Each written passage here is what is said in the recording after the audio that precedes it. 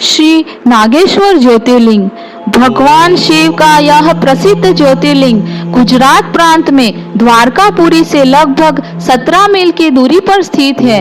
इस पवित्र ज्योतिर्लिंग के दर्शन की शास्त्रों में बड़ी महिमा बताई गई है। कहा गया है कि जो श्रद्धा पूर्वक इसकी उत्पत्ति और महात्म्य की कथा सुनेगा, वह सारे पापों से छुटकारा पाकर समस्त सुखों का भोग करता हुआ अंत में भगवान शिव के परम दिव्य धाम को प्राप्त होगा।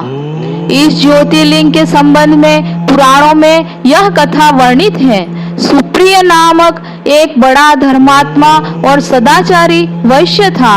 वह भगवान शिव का अनन्य भक्त था। वह निरंतर उनकी आराधना, पूजन और ध्यान में तल्लीन रहता था। अपने सारे कार्य वह भगवान शिव को अर्पित करके करता था। मन, वचन, कर्म से वह पूर्णतः शिवार्चन में ही तल्लीन रहता था। उसकी इस शिव भक्ति से दारुक नामक एक राक्षस बहुत क्रुद्ध रहता था। उसे भगवान शिव की यह पूजा किसी प्रकार भी अच्छी नहीं लगती थी। वह निरंतर इस बात का प्रयत्न किया करता था कि उस सुप्रिय की पूजा अर्चना में विघ्न पहुँचे। एक बार सुप्रिय नौका पर सवार होकर कहीं जा रहा था। उस दुष्ट राक्षस दारुक ने यह उपयुक्त अवसर देखकर नौका पर आक्रमण कर दिया। उसने नौका में सवार सभी यात्रियों को पकड़कर अपनी राजधानी में ले जाकर कैद कर लिया। सुप्रिय कारागार में भी अपने नित्य नियम से अनुसार भगवान शिव की पूजा आराधना करने लगा। अन्य बंदी यात्रियों को भी वह शिव भक्ति की प्रेरणा देने लगा। दारुक ने जब अपने सेवकों से सुप्रिय के विषय में यह समाचार सुना, तब वह अत्यंत क्रुद्ध होकर उस कारागार में आ पहुंचा। सुप्रिय उस समय भगवान शिव के चरणों में ध्यान लगाए हुए दोनों आंखें बंद किए बैठा था।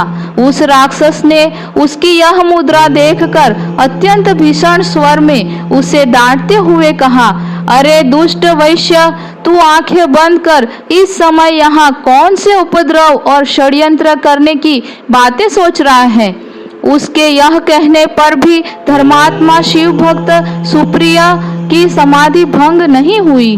अब तो वह दारुक राक्षस क्रोध से एकदम पागल हो उठा।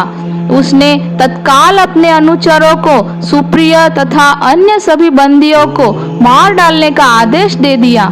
सुप्रिय उसके इस आदेश से जरा भी विचलित और भयभीत नहीं हुआ।